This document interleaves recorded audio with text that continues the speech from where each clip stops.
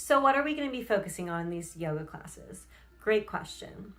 The first and main focus is going to be adaptability.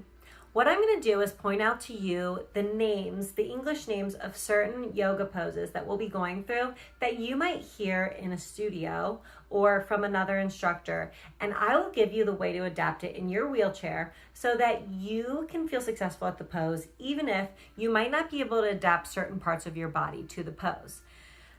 And then secondly, a branch of that, I understand that yoga is, very intimidating to get into sometimes, especially adaptive yoga, because, first off, there's this, do I have the right clothes for it? Am I going to know the postures? I myself took a 3-hour beginner course when I began yoga because I was like, I have to learn these postures so I don't look like a goof in class.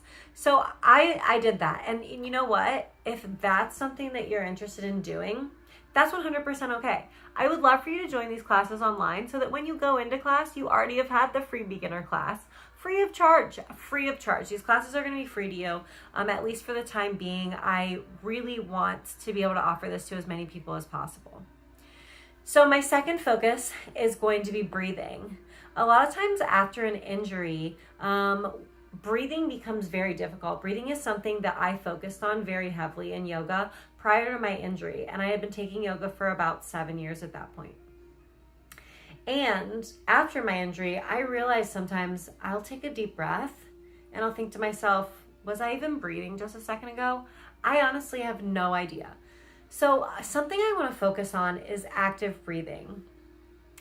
Because our muscles, especially when we are working to fight against atrophy and also working to build muscle again, they need oxygen. They need that oxygen that we're intaking. We need to make sure that we're breathing while we are working out. So that we're going to be working on is our active breathing, matching our breath to our movement. It took me years to understand this. So active breathing, an example would be inhaling our arms up, exhale, arms come back down to our sides. And then practicing that at our own breath and movement. Eventually, you will be able to connect one breath to one movement, hopefully. That is the goal. It may not always happen. It doesn't always happen for me. Actually, especially now that I've had this injury, I am relearning breathing all over again. So we'll be working on active breath. Another thing I really think it's hard to do for a lot of people is make sure we continue breathing. So in my classes, when we're doing any cardio or maybe a little bit higher intensity thing, we're going to work on forced breathing. Forced breathing would mean that we're forcing an exhale, forcing us to take an inhale. If you force an exhale, you have to take an inhale. So that's the type of forced breathing we'll be working on. The next type of breathing that we'll be specifically working on is going to be our 3-part breath. Filling all the way from our abdomen, through our lungs, up into our throat. We're going to be working on our 3-part breath. Really filling our belly here. Making sure that we're inhaling. And then when we exhale, we're going to be trying to exhale all of the bad, anything toxic, anything stale that's been sitting down in the bottom of our lungs. We're really trying to force that out. Deep, deep, deep exhales, okay? So those are the 3 types of breath we'll be focusing on in my classes. The third thing that we're going to be focusing on is going to be body awareness. After a spinal cord injury or a TBI or really anything that limits your mobility, anything that works with your brain-body connection, it's very important for us to focus on our body awareness. Yoga is a great way to do that. So what we're going to be doing with that is focusing on very small, focused movements so that we can really work on connecting that brain to that body again. We want to make sure we're very much focusing on this a lot of times during recovery. And as long as we continue to focus on this, our body can continue to try to connect those things again. So that's something we'll be working on as well.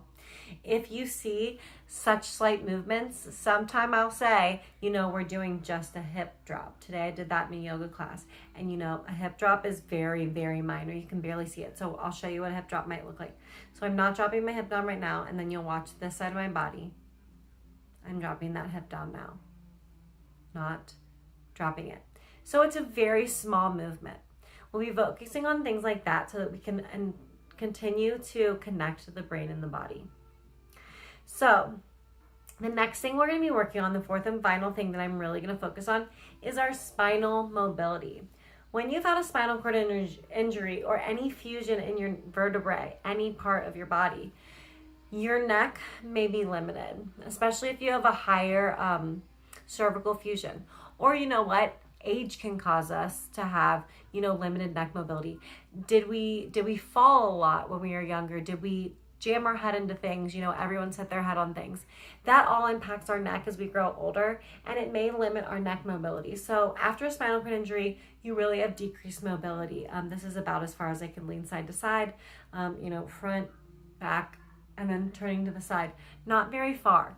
So in order to help us through this, we're going to be working on spinal mobility. So really increasing function, teaching our body that it does have this other way to turn and look at things. We don't just need our neck. And then I know I said last thing, but I really just have one more thing for you guys. The next thing that we're going to be working on during my classes is going to be functional gains, strengthening ourselves for functional gains. So what I mean by that is when we have a spinal cord injury or anything that challenges our balances, if you're a balance challenged, then you probably realize this, but picking a tissue up off the floor is a difficult thing to do. So we'll be working on forward folds where, we fold all the way down into our lap and then we come back up. Sometimes if your mobility won't allow that, you're just going to be using your arms to help you, but you'll be trying to focus on using your core, again, that brain-body connection, as much as you can to hold you where you are, because we will be working on that functionality again. So those are the 5 things I'm going to be focusing on. Again, breath, spinal mobility, body awareness. I'm forgetting the 5 things already. Functional gains, and then adaptations. So those are my 5 things that we're going to be focusing on. I really can't wait to have you guys join me. I'm so excited to have you along this journey.